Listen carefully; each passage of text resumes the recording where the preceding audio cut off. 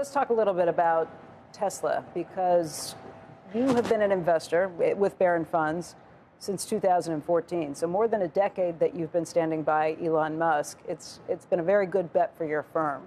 You've made how many $1 billion on Elon Musk since then?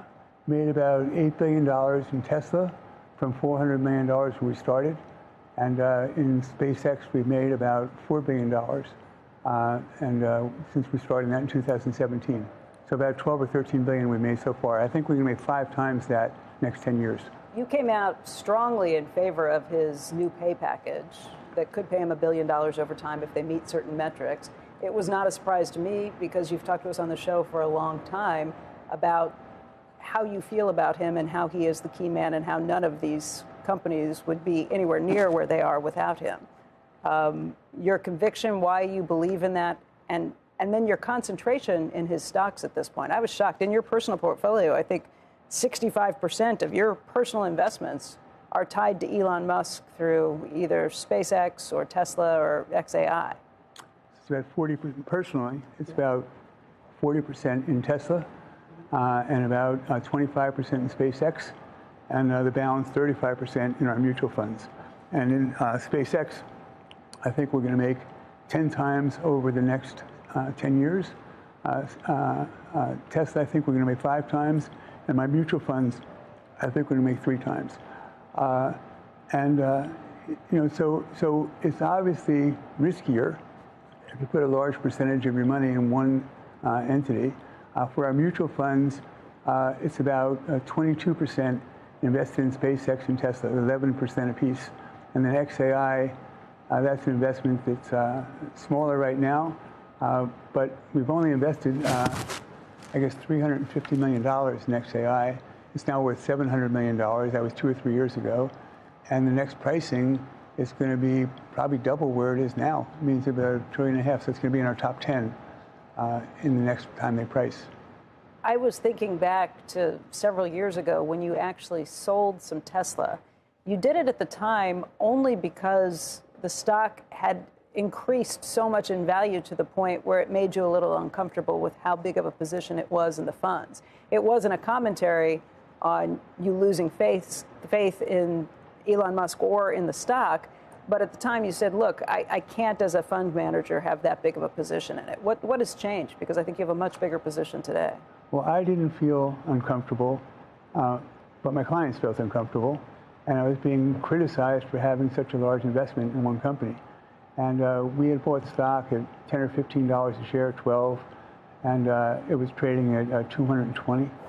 And we sold for our clients about 25% of their investment. I wanted to make sure that they knew that the reason they held the stock was because I thought it was still interesting, as opposed to that I had died. And so I didn't want them to think I died, and that's the only reason they still owned it. So we sold a quarter of the stock, and then the stock hadn't done anything for 3 or 4 years. And then when President Trump was elected, the stock in the first part of this year went up dramatically, went up to 400, and we sold 5% more. So we sold 30% for clients. I did not sell personally a single share. And what I committed to the board of our mutual funds is that I was the last purchaser. I haven't really invested in stocks since 1992 in public companies. And I told the board, if you let me invest in this, when I tried to get everyone else to invest, nobody else wanted to at Barron Capital. So I said, if you let me invest a certain amount of money, then what I will do is I will promise that I won't sell any of my stock. And I told you I wouldn't invest, but let me break my promise and let me invest. And then I will be the last person out of the stock. So I will not sell a single share of my company, of my shares, until my clients have sold 100% of their shares. And I don't expect to sell in my lifetime Tesla or SpaceX, either one. Wow. That is a huge commitment and a huge amount of faith that you have in Elon Musk and his companies. Companies are really unusual. You know, when you think about what he's doing, you talk about the pay package, and you know, this is not like Rockefeller or like Carnegie or like Mellon or like Morgan, Ford, the great industrialists who built this nation. this guy is like Da Vinci and an artist. And he remembers everything.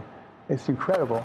And the opportunities that he's trying to take advantage of for his clients and for himself. So we say, so why is he doing this? Why, when you're worth that much money, why do you do this? Think about that. Why is he doing this? Why is he working these crazy hours? Why is he risking his health? And to me, what's the difference between $400 billion net worth and $1 trillion? What's the difference? It's not saving up for a beach house. And so the way I think about it is that he wants to think about how people will remember him someday, what he's created, how he's helped humanity survive. So you think he's playing for legacy? Yes, definitely. What else could you do? And then he thinks that the business right now, he doesn't really get paid unless the company goes up in value from here 6 times. Do you think it will? Yes. You do? I think Even Robin Denholm wasn't so sure. When you're the head of a public company, other than Elon Musk, you have to be guarded about what you say about your business prospects. And you can say one thing in public, and I don't think anyone believes who works at Tesla that he's not going to make 5 or 6 or 7 times in 10 years and 4 or 5 times again after that. I think that I'm thinking about 2,500 of where his stock's going to be, Tesla's stock's going to be in 10 years, and I think it's going to be 4 times that. Is that a function of automobiles? Is that a function of robots? What is that, in your mind, what is the driver of that? Have you watched his annual meeting? I have. Did you see what he was talking about for Optimus? Well, Optimus is, I think, for him, the next sort of leg of this whole It's the biggest thing ever. And so next year it's going to be 1 million of those units, and he thinks 10 million after that. Building a production line right now for 1 million, and it's going to be 10 million, it's going to be 100 million. He thinks it's $1 billion a year that he's going to be able to make in these robots. Think about that, $1 billion a year, $20,000 robots that are going to be, labor saving, make everyone's life. This is a sustainable abundance that he talks about. Sustainable energy is what he had before. Now it's sustainable abundance. He thinks everyone's going to have much better lives, much more prosperous lives, and then maybe there'll be a beach in Mars somewhere.